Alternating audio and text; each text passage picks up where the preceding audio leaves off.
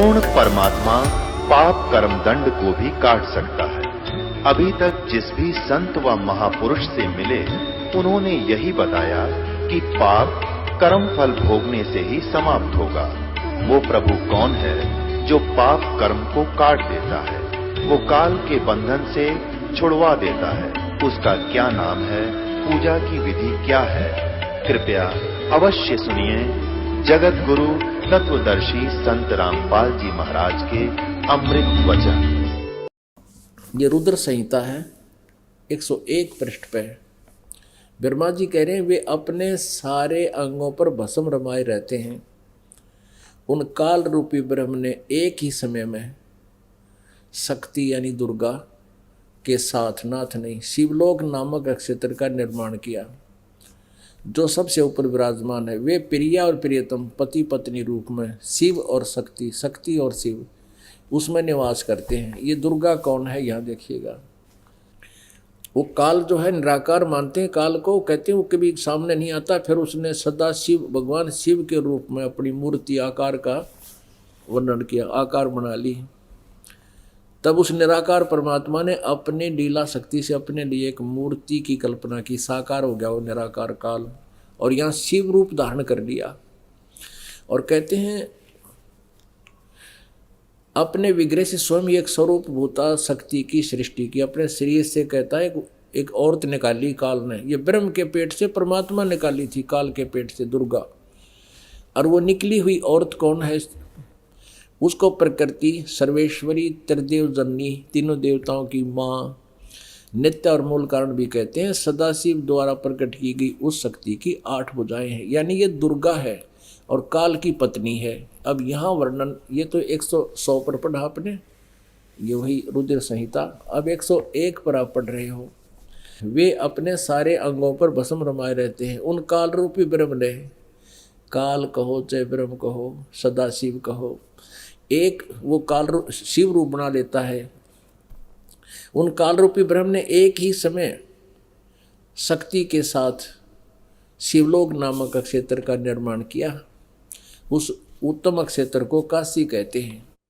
वे प्रिया और प्रियतम यानी पति पत्नी रूप में शक्ति और शिव, दुर्गा और काल जो प्रानंद स्वरूप हैं उस मनोरम क्षेत्र में निवास करते हैं।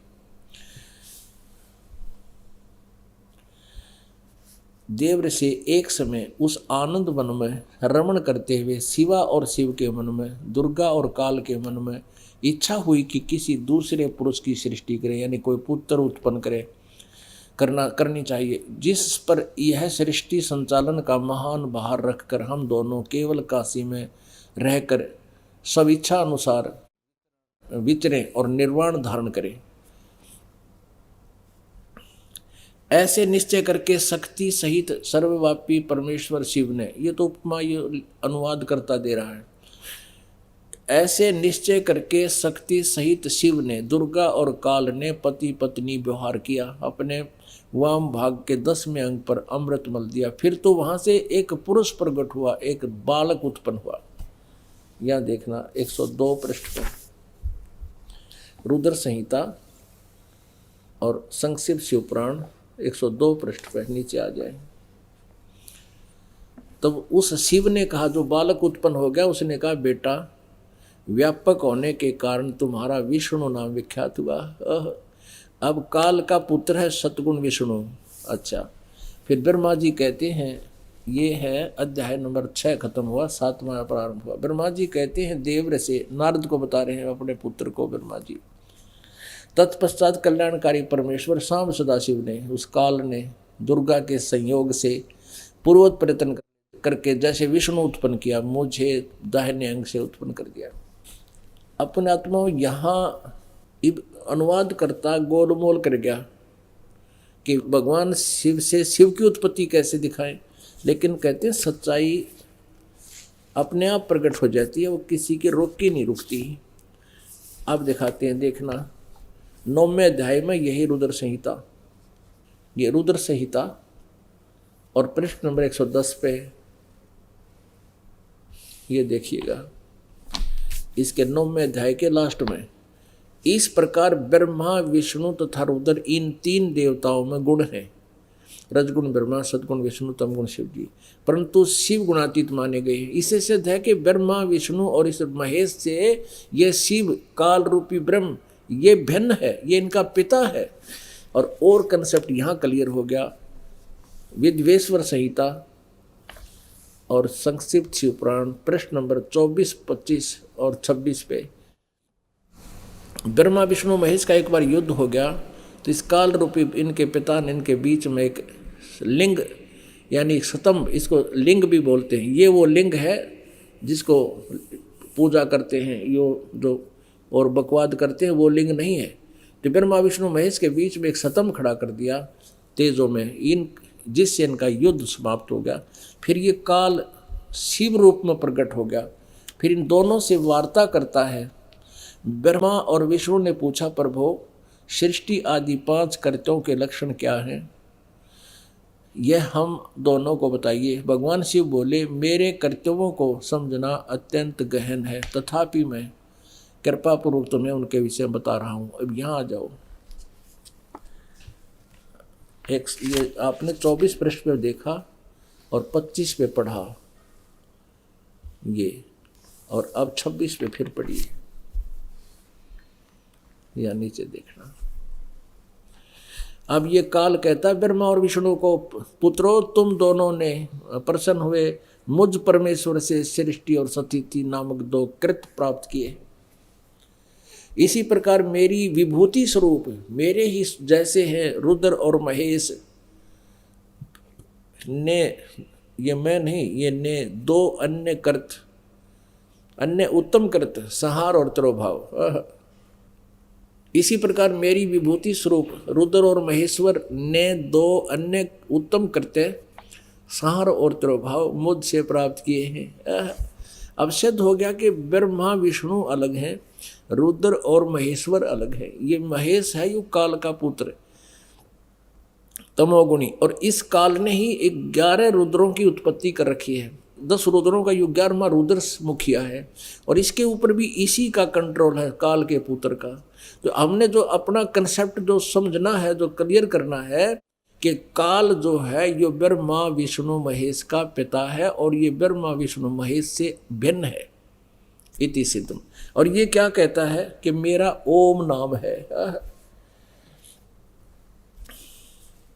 मैंने पूर्व काल में अपने सर्वभूत मंत्र का उपदेश किया है जो ओंकार के रूप में प्रसिद्ध है, यानी मेरा ओम मंत्र है, वह मंगलकारी मंत्र है। सबसे पहले मेरे मुख से ओंकार ओम प्रकट हुआ जो मेरे स्वरूप का बोध कराने वाला है। ओंकार वाचक है, मैं वाच्य हूँ, यह मंत्र मेरा स्वरूप ही है। प्रतिदिन ओंकार का निरंतर स्मरण करने से मेरा ही सदा स्मरण होता है। अब ये स्पष्ट करता है कि मेरे उत्तरवर्ती मुख से आकार, पश्चिम मुख से उकार और दक्षिण मुख से मकार का, और पूर्ववर्ती मुख से बिंदु का, और मध्यवर्ती मुख से नाद का प्राकाट्य हुआ है। अब इसमें ए उ मैं ये 3 अक्षर हैं, और ये ऊपर ना आवाज ये बिंदु है। तो ये 5 अवयवों से एक बन गया। इन सभी अवयवों से, इस प्रकार 5 अवयवों से युक्त ओंकार का विस्तार हुआ। इन सभी अवयवों से एकीभूत होकर यह प्रणव ओम नामक एक अक्षर हो गया। अब जो ये लिखा है ना ओम नमः शिवाय, ये इन फिक्की शाही में लिखा है, ये गलत है। ये ओम नमः शिवाय नहीं है, ये 5 अक्षर मंत्र। तो ये पहले बता दिया कि इन 5 से, इन 5 अवयव से एक हो गए। इसी से पंचाक्षर मंत्र की उत्पत्ति हुई है। ये पंचाक्षर मंत्र ये हो गया, और के न्यारी उत्पत्ति क्या हुई है, यही पंचाक्षर मंत्र है। ये मेरा मंत्र है। अपने आत्मा ये ओम नमः शिवाय बना दिया ना, यह पंचाक्षर मंत्र है। अकार मकार उकार ये पहले ने बता दिया। ये अब हम हिंदी वाली पढ़ते रहे, ओम नमः शिवाय का रट लगा दिया, ये मूल संस्कृत में नहीं है। अब हमने यहाँ से ये लेना है कि ये ब्रह्मा विष्णु महेश का पिता ये ब्रह्म है, इसका ओम मंत्र है, ये काल है। अब गीता जी में आते हैं। श्रीमद् भगवत गीता अध्याय नंबर 8 के श्लोक नंबर 13 में यही गीता ज्ञान दे रहा है श्री कृष्ण में प्रवेश करके अपने पुत्र विष्णु में, और ये कह रहा है कि मेरा तो एक ओम मंत्र है। ओम इति एकाक्षरम 8वें अध्याय के 13वें श्लोक में, ओम इति एकाक्षरम ब्रह्म व्यवहारण माम अनुस्मरण यह प्रयाति तदन देहम स याति परमाम गतिम। मुझ ब्रह्म का एक ओम अक्षर है, उच्चारण करता हुआ जो शरीर छोड़कर जाता है, इसका सिमरण करता हुआ शरीर छोड़कर जाता है, और ये उच्चारण करके सिमरण करना होता है, तो मेरे वाली यानी ओम से मिलने वाले लाभ को प्राप्त होता है। वो कहाँ जाता है? वो ब्रह्मलोक में। और 8वें अध्याय के 16वें श्लोक में गीता जी में कहा है कि ब्रह्मलोक पर्यंत भी ये प्राणी सभी पुनरावृत्ति में है, जन्म मृत्यु होता है। गीता ज्ञानदाता कहता है 4थे अध्याय के 5वें श्लोक में 9वें में, अर्जुन तेरे और मेरे बहुत जन्म हो चुके हैं, तू नहीं जानता मैं जानता हूँ, मेरे जन्म और कर्म दिव्य है। दूसरे अध्याय के गीता जी के 12वें मंत्र में स्पष्ट किया है कि अर्जुन हम तुम पहले भी जन्मे थे, आगे भी जन्मते रहेंगे, ये ना सोच कि हम वर्तमान में ही हैं। इससे सिद्ध है कि गीता ज्ञानदाता ये ब्रह्म भी नासवान है। ये क्या कहता है कि यदि तुझे पूर्ण मोक्ष चाहिए, गीता जी अध्याय नंबर 15 के श्लोक नंबर 1 से लेकर 4 में स्पष्ट किया है कि तत्वदर्शी संत वो होगा जो इस उल्टे लटके संसार रूपी वृक्ष को पूर्ण रूप से जानता है, सविभाग जानता है, सवेदविद। उसके पश्चात उस परमेश्वर के परम पद की खोज करनी चाहिए, जहां जाने के बाद फिर लौटकर संसार में कभी नहीं आते, अर्थात वो पूर्ण मोक्ष प्राप्त करते हैं। और जिस परमेश्वर ने सारे ब्रह्मांडों की रचना की है, मैं भी उसी की शरण में हूँ, उसी की साधना करनी चाहिए। अपनी साधना को भी छोड़ रहा है, ब्रह्म कहता मेरी भी नहीं करनी, केवल उसकी साधना करनी चाहिए। इसलिए हे अर्जुन 98वें अध्याय के 62वें श्लोक में कहा कि तू सर्वभाव से उस परमेश्वर की शरण में जा, उसकी कृपा से तू परम शांति और सनातन परम धाम को प्राप्त होगा। अपने आत्माओं, परमात्मा का ये वाक्य, ये अमृत वचन, 3 लोक और भवन चतुर्दश कोई नहीं सत्संगी। कोई भी सत्य से परिचित नहीं है, वेद ज्ञान से भी परिचित नहीं है। अब सतयुग के ब्राह्मणों ने कितना ज्ञान था वो और बताते हैं। वैसे तो समझदार को संकेत बहुत होता है कि जब ब्रह्मा ने ज्ञान नहीं, ये विष्णु को सर्वेश्वर बतावे, विष्णु को ज्ञान नहीं वो दुर्गा को सर्वेश्वर बतावे, दुर्गा को ज्ञान नहीं वो ब्रह्म को सर्वेश्वर बतावे। और ब्रह्म कह रहा है कि वो परमात्मा तो कोई और है, उसकी साधना करो। उसका ज्ञान ब्रह्म को नहीं, वो 4थे अध्याय के 34वें श्लोक में गीता जी में कहता है कि उस ज्ञान को जो 4थे अध्याय के 32वें श्लोक में गीता जी में सच्चिदानंद घन ब्रह्म की वाणी में यथार्थ ज्ञान है, उस तत्व वो तत्व ज्ञान है, उस तत्व ज्ञान को तू तत्वदर्शी संतों से जाकर समझ, वो बताएंगे। इससे सिद्ध है कि ब्रह्म को भी कंप्लीट नॉलेज नहीं है, वो भी आध्यात्मिक ज्ञान से पूर्ण परिचित नहीं है। तो इससे संकेत तो यही बहुत होता है पुण्यात्मा को। फिर भी सतयुग के ब्राह्मण, ये व्यास जी और वशिष्ठ जी और विश्वामित्र, ये मार्कंडेय और भारद्वाज, ये सारे आ जाएंगे इनके एक ही सत्रता, क्योंकि ब्रह्मा से ज्ञान प्राप्त है। देखिएगा श्रीमद् देवी भागवत व दुर्गा पुराण गीता प्रेस गोरखपुर से प्रकाशित है। संपादक हनुमान प्रसाद पोदार, चिमनलाल गोस्वामी। प्रकाशक व मुद्रक हैं, गीता प्रेस गोरखपुर से प्रकाशित है। इसके 414 पृष्ठ पर दिखाते हैं आपको, ये देखिएगा। 6ठा स्कंद 414 पृष्ठ। जन्मे जय ने पूछा, महाभाग किस युग में कैसा धर्म का स्वरूप है, इस संपूर्ण विषय को विशेष रूप से बताने की कृपा कीजिए। व्यास जी बताने लगे फिर ज्ञान।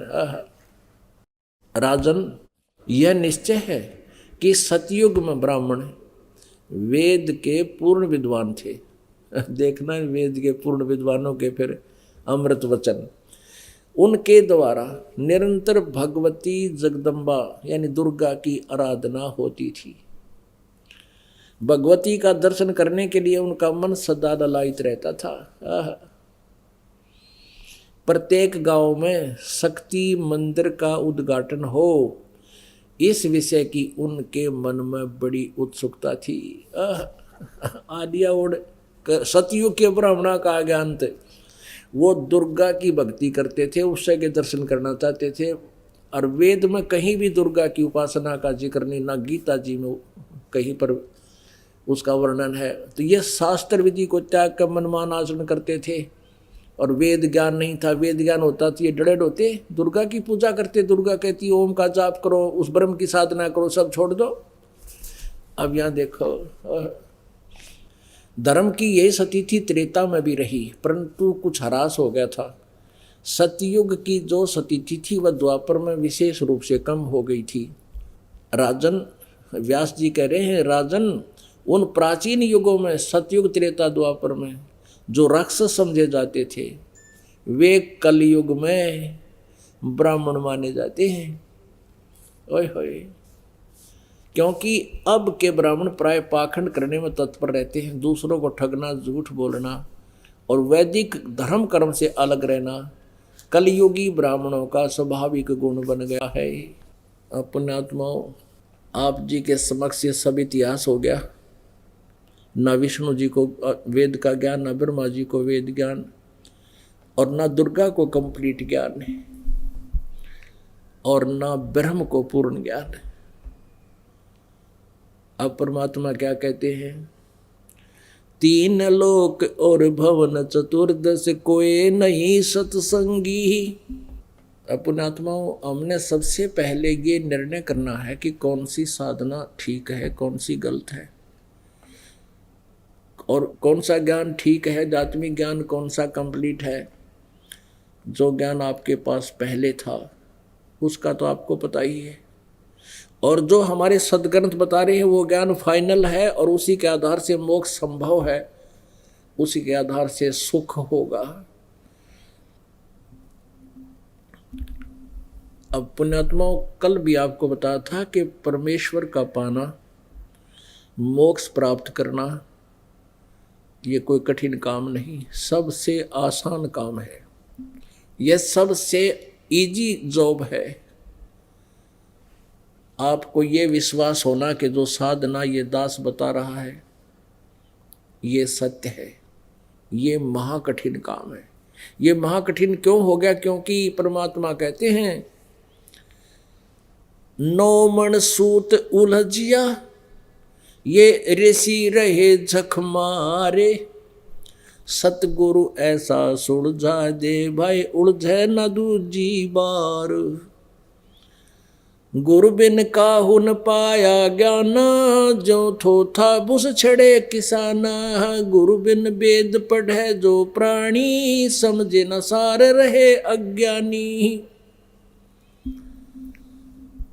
अब क्या बताते हैं कि गुरु कहो चाहे सतगुरु कहो, अब गुरु ये अज्ञानी भी गुरु पद प्राप्त करके प्रसिद्ध हो गए, इसलिए सतगुरु शब्द की उपमा की आवश्यकता पड़ी परमेश्वर के साथ लगाने में।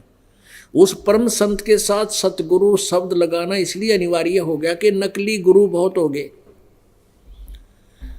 नहीं तो गुरु शब्द ही काफी है यदि ज्ञान ठीक हो।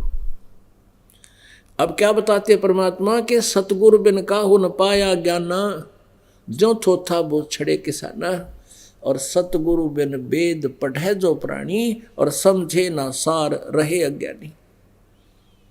पुण्यात्माओं, परमेश्वर कबीर देव जी के अतिरिक्त और उनसे जिनका संपर्क हुआ, साक्षात्कार हुआ, जिन महान आत्माओं को परमात्मा मिले यहाँ के, अपने गुण के आधार से प्रभु यहाँ आते हैं, जैसा कि वेदों में वर्णित है, ऐसी लीला वो करते हैं। उन महापुरुषों को छोड़कर आदरणीय धर्मदास साहिब जी, आदरणीय नानक साहिब जी, आदरणीय मुरुखदास साहिब जी, आदरणीय दादू साहिब जी, आदरणीय गरीबदास साहिब जी छुड़ानी वाले, हरियाणा झज्जर जिला में जो पड़ता है छुड़ानी गांव, वो गरीबदास साहिब जी। और खेखड़ा वाले घीसा दास साहिब जी, यूपी में बेरठ के अंदर जो ग्राम है खेखड़ा, वहाँ घीसा दास जी को परमेश्वर कबीर जी मिले थे। उनके अतिरिक्त और अब इस दास के ऊपर मेहर की परमेश्वर ने, इस पृथ्वी पर इस मार्ग से कोई परिचित नहीं है। और उन महापुरुषों को परमात्मा ने आदेश दे दिया था कि इसको क्लियर ना करना, अभी गुप्त छुपा के रखना। यदि तुमने अभी उस समय में यदि इसको क्लियर कर दिया जाता, स्पष्ट सार्वजनिक कर दिया जाता, तो ये नकली गुरु भी इसी ज्ञान का ढंडोरा पीट रहे होते। लेकिन ये अधिकारी ना होने से आपका कल्याण नहीं कर सकते थे। परमेश्वर कबीर देव जी ने अपनी सच्चिदानंद घन ब्रह्म की वाणी में, कबीर वाणी में लिखा कि धर्मदास तो लाख दुहाई, ये मूल ज्ञान की तबार न जाई। ये जो तत्व ज्ञान है अभी छुपा के रखना, और मूल ज्ञान तब तक छुपाई जब लग द्वादश पंथ ना मिट जाई। फिर कहा कि धर्मदास तो लाख दुहाई, ये सार नाम की तबार ना जाई। सार नाम बार जो पढ़ी, बिचली पीढ़ी हंस नहीं तरही। अपनात्मा नानक साहिब जी की जन्म साखियों में एक बहुत अच्छा प्रमाण मिला है। और पुण्यात्माओं, पवित्र हिंदू धर्म में जन्मे पुण्यात्माओं को अपने ग्रंथों का ज्ञान नहीं, पवित्र सिख धर्म में जन्मे उन पुण्यात्माओं को गुरु ग्रंथ साहिब के अंदर क्या खजाना उसका ज्ञान नहीं, और पवित्र ईसाई धर्म में जन्मे उन पुण्यात्माओं को पवित्र बाइबल के अंदर क्या अनमोल ज्ञान है उसका उनको ज्ञान नहीं। ऐसे ही मुसलमान धर्म में उत्पन्न हुए पवित्र आत्माओं को कुरान शरीफ के अंदर क्या वर्णन है यथार्थ ज्ञान नहीं, वो सभी भी दास ने बताना पड़ा। ऐसे ही एक सिख धर्म के अंदर जो पुण्यात्मा जन्मे हैं उनको ये ज्ञान हुआ, तो उन्होंने फिर और सर्च करने की जो चेष्टा की कि अवश्य कोई और रहस्य मिलेगा।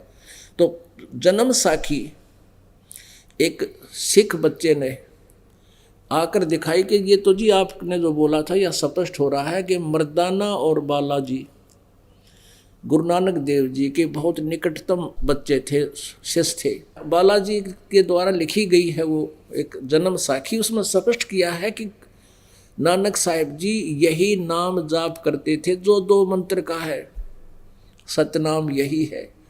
और मर्दाना ने वो जाप शुरू कर दिया था, पर नानक साहिब ने कह दिया था खबरदार जो ये नाम जाप करा तो अपने आत्माओं क्यों, किस लिए मना किया उन्होंने कि परमेश्वर का आदेश था कि तुम इसका जाप करो, क्योंकि तुम वो महान आत्मा हो जो ऋग्वेद मंडल नंबर 9 सूक्त नंबर 86 के मंत्र नंबर 26 और 27 में के जिन पुण्य आत्माओं को, श्रेष्ठ आत्मा को, अच्छी आत्मा को, अच्छे पुरुष को वो आकर मिलता है, फिर उनको दृढ़ ज्ञान से दृढ़ करता है, वो दृढ़ भक्त होते हैं। अब नानक जी का जन्म पवित्र हिंदू धर्म में था, और जब नानक साहिब जी को ये ज्ञान हुआ, नानक देव जी को ये ज्ञान हुआ, यथार्थ परमात्मा का साक्षात्कार हुआ, उन्होंने सब लोग लाज तोड़ दी और ब्रह्मा विष्णु महेश का सच्चाई से ज्ञान विरोध करने लगे कि ये पूजा ठीक नहीं। तो उसके माता पिता, वहाँ उसमें गुरु, रिश्तेदार सब विरोधी हो गए थे। नानक जी ने किसी की परवाह नहीं की, वो दृढ़ भक्त थे, और उन्हीं को परमात्मा आके मिलता है। तो उस समय परमात्मा ने मना कर दिया था कि ये नाम मत देना किसी को, अभी तुम जाप करो और पार हो जाओ। तो परमेश्वर ने यह कृपा बख्शी थी कि ये ज्ञान तो पहले ही था, उनको आदेश नहीं था कि देने का, आगे मंत्र भी देने का किसी को अलाउड नहीं था। इस दास पर वह रजा बख्शी है। ये बिचली पीढ़ी आ गई, अब शिक्षित समाज हो गया। पहली जो पीढ़ी थी पुण्यात्मा थे सभी मनमानव, लेकिन इन नकली गुरुओं ने उनको मिसगाइड करके उनका जीवन व्यर्थ कर दिया। और यदि उस समय ये ज्ञान मालिक का प्रकाश में आ जाता तो ये नकली संत ऋषि महर्षि इसी ज्ञान का ढंढोरा पीटते मिलते। आज ये राधा स्वामी वाले फंस गए, 5 नाम देर 5 काल के। अब पुण्यात्मा होंगे वो समझ जाएंगे, और बुद्धू होंगे पड़े रहेंगे। परमात्मा कहते हैं कि बेखों के लश्कर फिरें ये बाणी चोर कठोर, और सतगुरु धाम ना पहुंचेंगे ये 84 के ठोर। चातुर प्राणी चोर हैं ये मूड मुग्ध ठोठ, और संतों के निकाम के इनको जोगल जोट। इतना प्रमाण देखकर भी नहीं मान रहे हैं। तो फिर वो बुद्धू हैं, मूढ़ हैं, ठोठ हैं, वो तो वहीं ठीक है। यहाँ तो पुण्यात्मा आएंगे जिनके अच्छे दिन होंगे, बहुत पुण्य होंगे। जो ये कंसेप्ट हम करना चाहते थे कि ये जो मंत्र है, ये साधना परमेश्वर ने 600 वर्ष पहले वर्णित कर दी थी, लेकिन इनको गुप्त रखा था। और अब इस समय में ये पिछली पीढ़ी आ गई, सब शिक्षित है, और लास्ट की जो पीढ़ी होगी इस कलयुग में, मानव समाज जो होगा, बिल्कुल कृतघ्नी हो जाएंगे। कोई भी कलम से लिखे वेद शास्त्रों को नहीं मानेंगे। अब भी इन्होंने ऐसा काम कर दिया है अन्य पंथों ने, राधा स्वामी, धन धन सतगुरु और ये निरंकारी वाले, ये कहते हैं हम नहीं मानते वेद और पुराणों में जो लिखा है, और ना हम किसी और की बात को मानते, हम तो हमारे सतगुरु ने जो वचन बोल दिए वही फाइनल है। तो अब ये नास्तिकता की ओर ले जा रहे हैं इन पुण्यात्माओं को, जिन्होंने 20-20, 30-30, 40-40 वर्ष हो गए उन दूसरे पंथों से उपदेश लिए। और जो पहले, क्योंकि उनके पुण्य थे तब तक तो वो ठीक चले, चार्जर ठीक लगा नहीं, साधना ठीक मिली नहीं, तो उनके वो पुण्य अक्षीण हो लिए। अब उनकी दुर्गति हो रही है। यहाँ आकर नाम लेते हैं, जो इस ज्ञान को सुनते हैं वो रोते हैं बैठकर घंटों, अगर हमने जीवन बर्बाद कर दिया उन नकली संतों और पंथों के पास जाके। पुण्यात्माओं, सौभाग्य आपका कि आपके ऊपर परमात्मा की मेहर वर्षा हो रही है, ये दया हो रही है प्रभु की, आपको एक खजाना मिल रहा है। काल ने इसको छुपा रखा था कि कहीं ये मनुष्य का हाथ लग गए सब पार हो जाएंगे। परमात्मा ने आके इसके ऊपर पड़ा हुआ वो अड़ंगा हटा दिया। कबीर परमेश्वर कहते हैं 9 मन सूत उलझिया, यानी एक मन में 40 किलो और 9 मन में 360 किलो वजन होता है। 1 किलो सूत अगर उलझ जावे, कच्चा धागा होता तो उसको सूत बोला करते, जो चरखे पे काता जाता था, और उसको अगर उलझ जावे, उसको सुलझाना बहुत कठिन हो जाता था। सारा दिन 1 किलो सूत नहीं सुलझे, जो उलझा हुआ हो तो, और उसको सुलझाना आवश्यक। अगर उसको तोड़े तो गांठ लग जाए, गांठ लगे तो कपड़ा ठीक नहीं बना जा, वो मेहनताना खत्म हो, तो उसको सुलझाना अति आवश्यक और गांठ नहीं पड़नी चाहिए।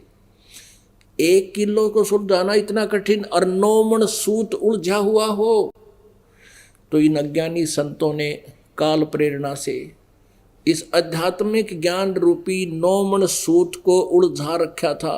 कोई कुछ मंत्र कहे, कोई कुछ बतावे, कोई डेफिनेशन बना रखी है। अब परमात्मा कहते हैं 9 मन सूत उलझिया, ऋषि रहे झकमार, और सतगुरु ऐसा सुलझा दे, उलझे ना दूजी बार। अपने आत्माओं, ये ऐसा ज्ञान क्लियर हो गया है, ऐसा क्लियर हो गया, इस कलयुग में ये दोबारा नहीं उलझेगा नहीं। जिन्होंने भक्ति करनी है उनका बेड़ा पार है, जिन्होंने नहीं करनी है वो उनकी अपनी किस्मत, उनका दुर्भाग्य होगा। लेकिन अब कलयुग में, भक्ति युग जब तक ये चलेगा, अब ज्ञान दूसरा नहीं रहेगा, एक यही ज्ञान रहेगा विश्व में। और इस ज्ञान के सामने ये नकली ज्ञान टेकेंगे नहीं। और ज्ञान सब ज्ञानड़ी, कबीर ज्ञान सो ज्ञान, जैसे घोड़ा तोब का भाई करता चले मैदान। और ज्ञान सब ज्ञानड़ी, अब आपने सारे की ज्ञानड़ी सुन ली। ब्रह्मा विष्णु ने सर्वेश्वर बतावे, विष्णु दुर्गा को सर्वेश्वर, यानी स्तूप पर कोई भगवान नहीं, कोई देवता नहीं। दुर्गा ब्रह्म को सर्वेश्वर बतावे, और ब्रह्म कहता है वो परम अक्षर ब्रह्म है, उसका भी मुझे ज्ञान नहीं, कोई तत्वदर्शी संत बताओगा। और वो तत्वदर्शी संत परमात्मा ने दया कर दी, इस दास का मोतिया बिंद हटा दिया, सब ज्ञान मुझे दे दिया।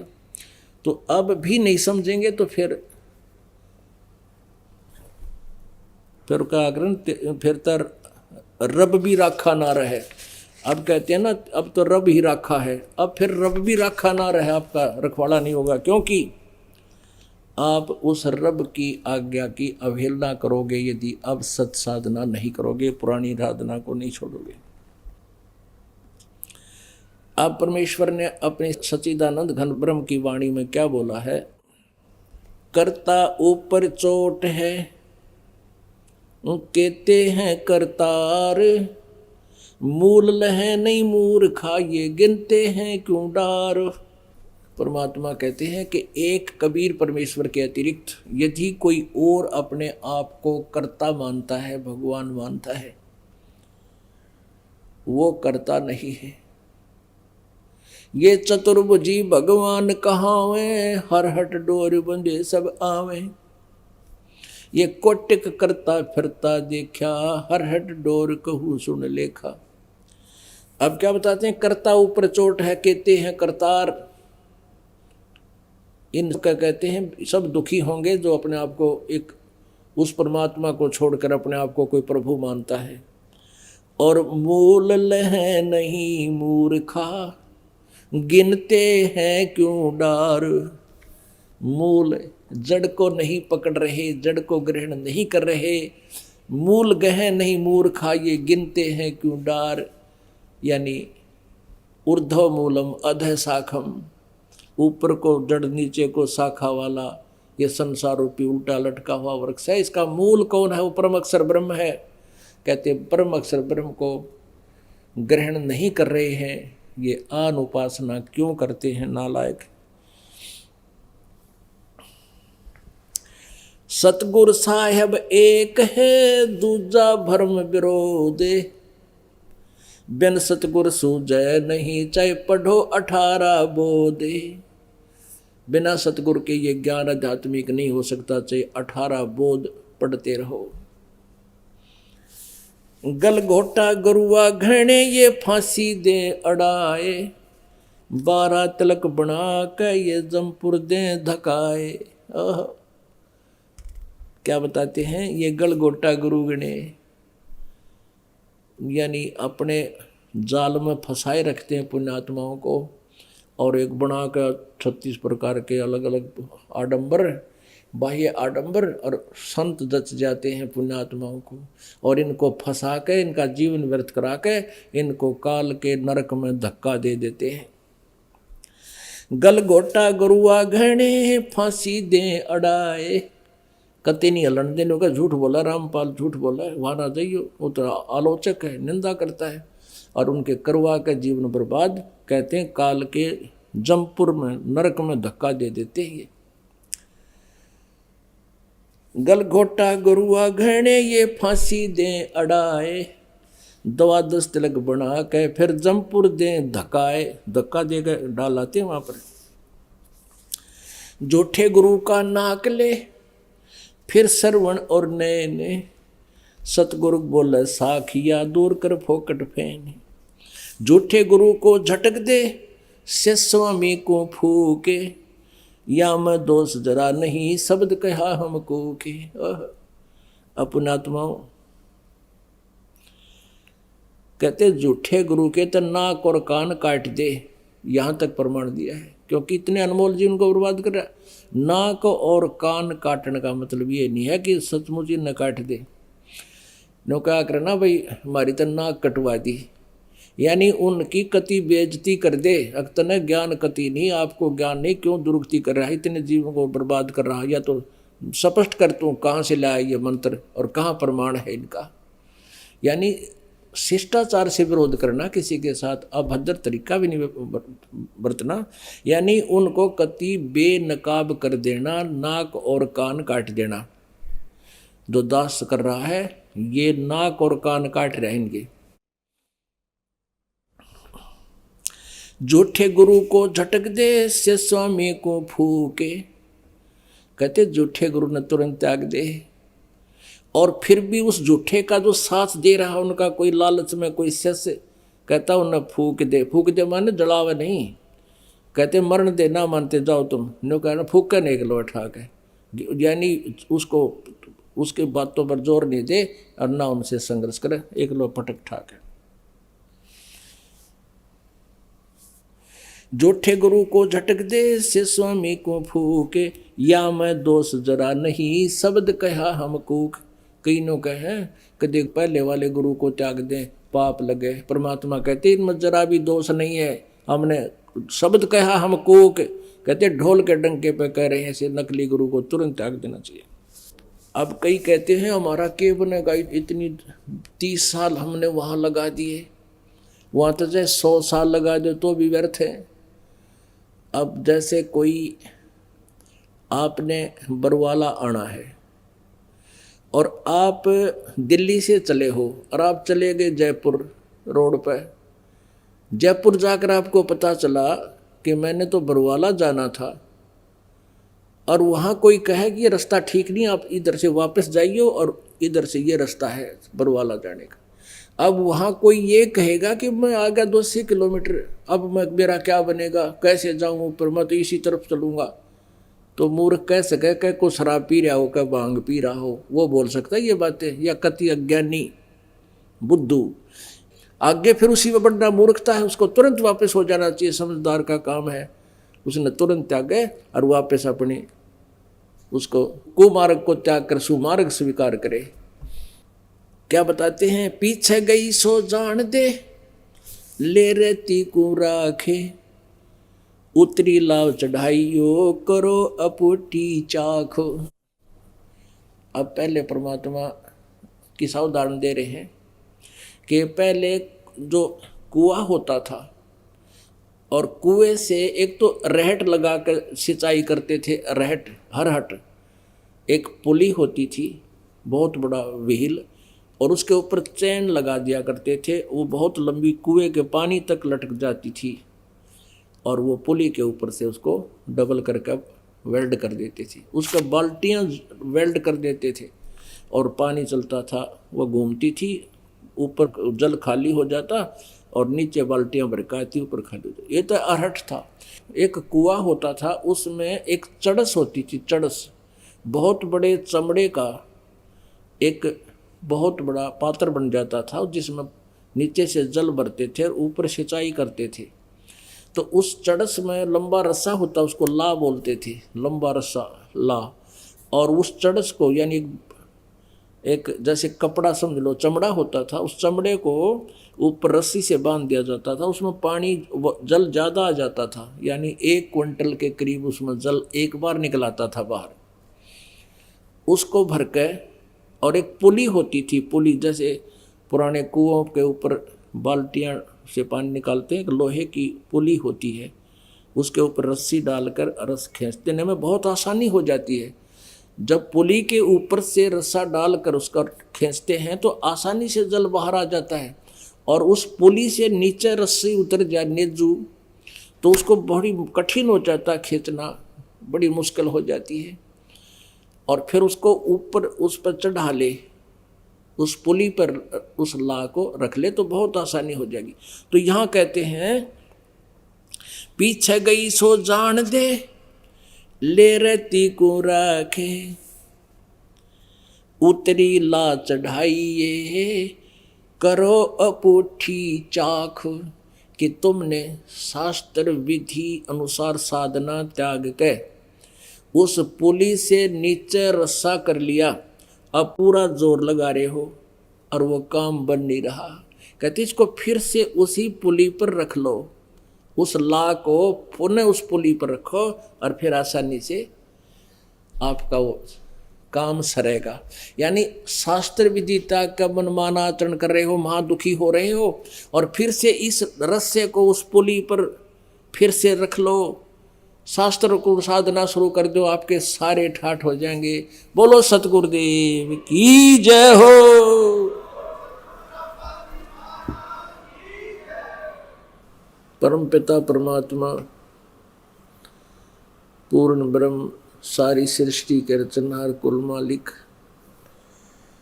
कबीर देव जी, वो कबीर परमेश्वर परम अक्षर ब्रह्म जिसने सब ब्रह्मांडों की रचना की है, जिस परमेश्वर के विषय में चारों वेद गवाही दे रहे हैं, वो परमात्मा प्रत्येक युग में एक जन साधारण जैसा जीवन जीने के लिए, अर्थात एक उदाहरण पेश करने के लिए कि एक भक्त को अपनी आवश्यकताओं को, अपनी डिमांड्स को बहुत ही कम करना पड़ेगा। वो परमात्मा प्रत्येक युग में आते हैं, एक लीला करते हैं, नवजात शिशु का रूप धारण करते हैं और अच्छी आत्माओं को मिलते हैं और फिर लीला में बड़े होते हैं। छोटी ही आयु से वो परमात्मा जिस उद्देश्य से आते हैं उसके अर्थ अपना कार्य शुरू कर देते हैं। वो परमात्मा ज्ञान देने के उद्देश्य से सतलोक से चलकर अपने रित धाम से चलकर यहाँ पृथ्वी पर आते हैं। अच्छी आत्मा जो श्रेष्ठ पुरुष है, अच्छी आत्मा है, उसको मिलते हैं, उनको अपनी महिमा से परिचित कराते हैं, अपनी मीन परम अक्षर ब्रह्म की महिमा से परिचित कराते हैं। वो परमात्मा जो एक युग में एक ही ऐसी लीला करते हैं कि वो शिशु रूप धारण करके प्रकट होते हैं और फिर उसको कोई निसंतान दंपति उठा ले जाते हैं। वो पिछले संस्कारी हंस होते हैं। फिर उस परमेश्वर की परवरिश की लीला कंवारी गायों से होती है। लीला में शरीर में वो बड़े होते हैं, तब अपने उद्देश्य के लिए, जिस उद्देश्य से आए थे, उसके अर्थ ज्ञान प्रचार करते हैं।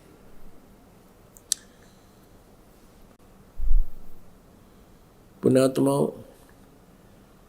600 वर्ष पहले परमेश्वर कबीर देव जी ने कहा था कि वेद मेरा भेद है, मैं वेदन में नाही, और जौन वेद से मैं मिलूं वो वेद जानते नहीं।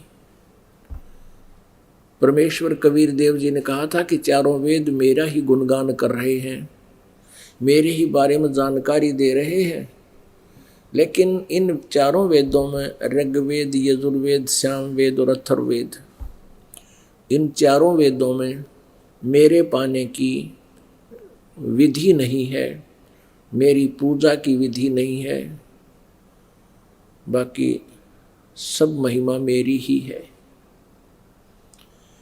अब पुण्यात्माओं, 600-550 वर्ष पहले परमेश्वर एक जुलाहे जाति में प्रगट और एक बिल्कुल पुअर मैन, एक बिल्कुल निर्धन व्यक्ति की तरह रह रहे थे। घास फूस की झोपड़ी में कपड़ा बुनते थे और उससे होने वाली इनकम से अपने परिवार का पोषण करते थे। परमात्मा का परिवार कौन था, कितने सदस्य थे? एक उनके मुंह बोले माता पिता, माता और पिता, नीरू और नीमा, जो परमेश्वर को लहर तारा तालाब से कमल के फूल से उठा कर लाए थे, और एक लड़का और लड़की जो परमात्मा की निजी संतान नहीं थी।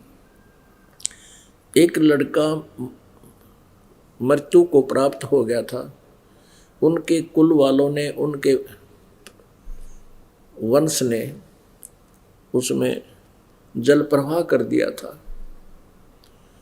कुछ कबीले ऐसे होते हैं जो ना गाड़ते हैं ना जलाते हैं और वो जल प्रवाह कर देते हैं अंतिम संस्कार के रूप में। ऐसा अंतिम संस्कार किया हुआ बट लड़का एक फ्लोटिंग जल प्रवाह कैसे करते हैं, एक फ्लोटिंग बनाते हैं, ऐसा घास फूस का एक बेड़ा सा बना देते हैं तैरने वाला, और उसके ऊपर आदर्श उसको बच्चे को, मर्द को लटा देते हैं, शव को, और फिर उसको बहा देते हैं दरिया में, चलता कर देते हैं, बिल्कुल वो तैरता हुआ जाता है। ऐसा ही ये बालक 13 वर्ष की आयु का तैरता हुआ आ रहा था, अंतिम संस्कार किया हुआ। सिकंदर लोधी दिल्ली का बादशाह, उसको जलन का रोग था, असाध्य रोग था, कहीं भी आराम नहीं हुआ था। कबीर परमेश्वर जी के आशीर्वाद मात्र से वो स्वस्थ हो गया था। और सिकंदर लोधी दिल्ली के बादशाह, मुसलमान बादशाह ने स्वामी रामानंद जी, जो कबीर जी एक लीला में उनको गुरु धारण किए हुए थे, स्वामी रामानंद जी का कत्ल कर दिया था, गर्दन काट दी थी सिकंदर लोधी ने। सिकंदर लोधी बादशाह के सामने परमेश्वर ने उसको जीवित कर दिया था, रामानंद जी को। सिकंदर लोधी के हृदय में कबीर परमेश्वर की एक विशेष आस्था होगी और वो कबीर साहब के गुणगान करने लगा। इस बात की ईर्षा होगी उसके निजी पीर को, गुरु को, जो जिसका नाम शेख तकी था। उस शेख तकी ने नाराजगी व्यक्त की और कहा कि अब तू मुसलमान नहीं रहा बादशाह, तू हिंदू हो गया, तूने एक हिंदू को गुरु बना लिया और मैं सभी मुसलमानों को कह दूंगा कि राजा काफिर हो गया। इस बात से सिकंदर लोधी काफी भयभीत हो गया। कबीर परमेश्वर के सामने उसने अपनी ये अर्ज रखी तो कबीर जी ने कहा कि तेरा पीर कैसे प्रसन्न होगा। सिकंदर लोधी ने पूछा अपने पीर से कि आप क्या चाहते हो। शेख तकी कहने लगा कि आप कहते हो कि कबीर ने रामानंद जी को जीवित कर दिया, मैं कैसे मान सकता हूँ, मेरे सामने ऐसी कोई घटना नहीं घटी और आप तो इसको महत्व दे रहे हैं। मैं इस कबीर को तब मानूंगा ये अल्लाह का पैगंबर है, मेरे सामने कोई मृत को जीवित करे। एक दरिया के किनारे खड़े थे, वहाँ वो 12-13 वर्ष के आयु का मृत बालक का शव वहाँ आ गया। तब कबीर परमेश्वर ने ये चाहा था कि यदि शेख तकी मान लेगा मेरी बात को तो सभी मुसलमानों को समझा देगा, ये मेरे बच्चे मुझे पहचान लेंगे। लेकिन परमात्मा ने उस लड़के को जीवित भी कर दिया, लेकिन शेख तकी के विपरीत विचार ही रहे। वो लड़का जो जीवित किया, सभी ने कहा, दर्शकों ने कि कमाल कर दिया, कबीर जी कमाल कर दिया। लड़के का नाम कमाल रख दिया और अपने पुत्र के रूप में परमेश्वर ने अपने साथ रखा। ऐसे ही फिर शेख तकी ने दूसरा दाव लगाया कि शेख तकी की अपनी पुत्री 12-13 वर्ष की आयु की मृत्यु को प्राप्त हो गई थी, उसको कब्र में दबा रखा था। शेख तकी ने सिकंदर लोधी से कहा कि मैं कबीर को तब पैगंबर मानूंगा मेरी लड़की को जीवित करके दिखा दे। वो लड़का तो सदमे में था, वैसे जीवित कर दिया। सदमे में होता है, वो जीवित अपने आप ही हो गया, उसका समय सद गया। अब परमेश्वर कबीर जी के सामने ये बात गई। कबीर परमेश्वर जी ने कहा कि मुनादी करा दे राजन, तीसरे दिन उस लड़की को जीवित किया जाएगा। शेख तकी ने सब जगह आसपास मुनादी करवा दी, कई हजारों की संख्या में दर्शक उपस्थित हो गए। कब्र को तोड़वा दिया गया और लड़की का शव 12-13 दिन का मृत्यु को प्राप्त हो चुका था। 12-13 वर्ष की आयु थी और 15-20 दिन हो गए थे कब्र में दबाए। तब परमेश्वर ने उस मृत लड़की को जीवित कर दिया। अब लड़की से कहा, बेटी जा तू अपने पिता शेख तकी के साथ। लड़की ने कहा कि नहीं, मुझे अपना पिता मिल गया। 1.5 घंटे तक उस लड़की ने, जो जीवित की थी परमात्मा ने, 1.5 घंटे तक ऊंची आवाज में कहा कि ये अल्लाहु अकबर है। ये पूर्ण ब्रह्म है, सारी सृष्टि का रचनहार है। हिंदू और मुसलमान दो नहीं हैं, हम एक पिता की संतान हैं। और ये मेरे पिता जो हैं, ये मान ईर्षा के वश, मान बढ़ाई के कारण परमात्मा को पहचान नहीं रहे हैं। ऐसे नकली पिता के साथ मैं कभी नहीं रहूँगी। इस पिता के साथ मेरा संस्कार खत्म हो चुका था, अब मुझे ओरिजिनल फादर मिल गया। परमात्मा के इस लीला को देखकर, ऐसे असंभव को संभव हुआ देखकर हजारों की संख्या में दर्शकों ने परमेश्वर कबीर जी के चरण लिए और उनकी शरण ली, उपदेश लिया। पुण्यात्मा, परमेश्वर जो लीला किया करते हैं वो तो करते ही करते हैं, वो तो प्रत्येक युग में ऐसी लीला करते हैं। इसीलिए वेदों में वो वर्णन है कि वो परमात्मा क्या क्या, कितना सामर्थ्य रखता है, वो कितना शक्तिशाली है। असंभव को संभव परमात्मा ही कर सकता है। परमेश्वर कबीर देव वो परमेश्वर है, वो समर्थ शक्ति है जिसकी शब्द कोश में इम्पॉसिबल वर्ड नहीं है, असंभव शब्द नहीं है। अब ऐसे जो परमात्मा के बारे में ये जानकारी दास इन वेदों के ज्ञान प्राप्त से पहले भी बताया करता था, क्योंकि ये तो 600 साल पहले की लिखी हुई इतिहास है, आज भी हमारे पास विद्यमान है। तो आम व्यक्ति इन बातों को कहा करता ये झूठ है, ऐसा नहीं हो सकता। कबीर तो एक दुल्हा था, धानक था, एक कवि था। परमात्मा को एक कवि की उपमा देकर और उनकी हिस्ट्री को बंद करके कूड़े में डाल दिया था। अब वेद कहते हैं वो कवि भी होता है, वो प्रसिद्ध कवियों में से भी एक वो परमात्मा होता है। और अपनी महिमा को लोकोक्तियों के माध्यम से वर्णन करने के कारण, कविताओं से वर्णन करने के कारण वो एक प्रसिद्ध कवि भी कहलाता है। लेकिन वो कबीर देव होता है, वो कबीर परमात्मा होता है। कबीर परमात्मा अमर पुरुष ही होता है। परमात्मा कबीर परमेश्वर जी अपने भक्त की, अपने उपासक की आयु भी बढ़ा देता है। अब पुण्यात्मा, ये जो साधक, जैसे टटीरी थी, टटीरी एक पक्षी था, और महाभारत का युद्ध जब होने को तैयार हुआ, सेना इकट्ठी होगी, टटीरी ने वहाँ अंडे उत्पन्न कर दिए और उधर से चारों तरफ घोड़े, हाथी, अग्नि बाण चलने की तैयारी होगी। तब उस टटीरी ने प्रार्थना की थी,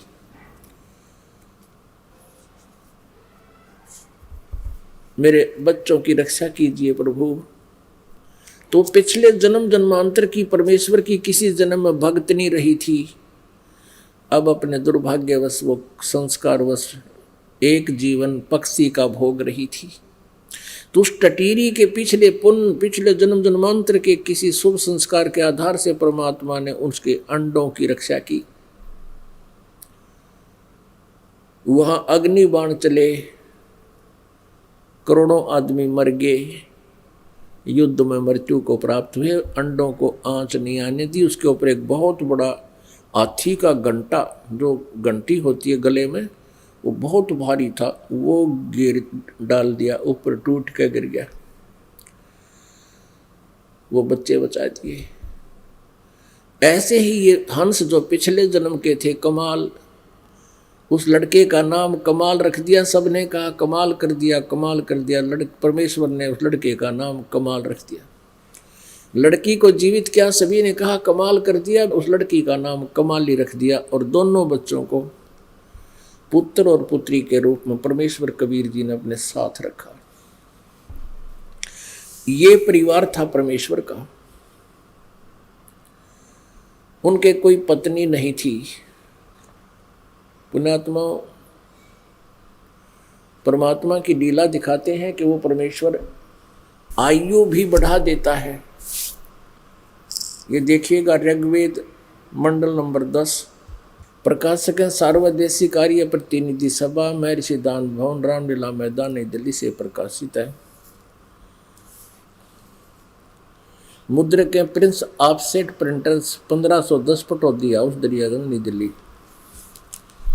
देखिएगा ऋग्वेद मंडल नंबर 10 सूक्त 161 161 और मंत्र नंबर 2।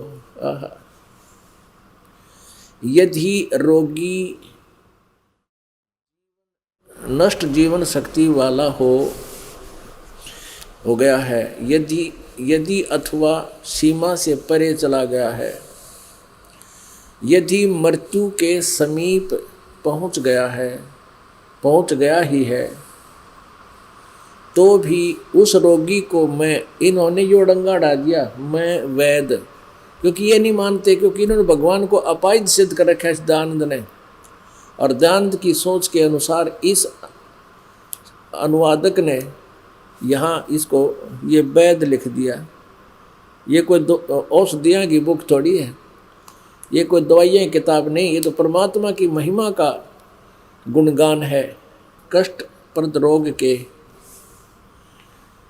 पंजे से छुड़वा लाता हूँ, 100 वर्षों की शरद ऋतुओं अर्थात 100 वर्ष तक जीने के लिए उसको बलयुक्त करता हूँ।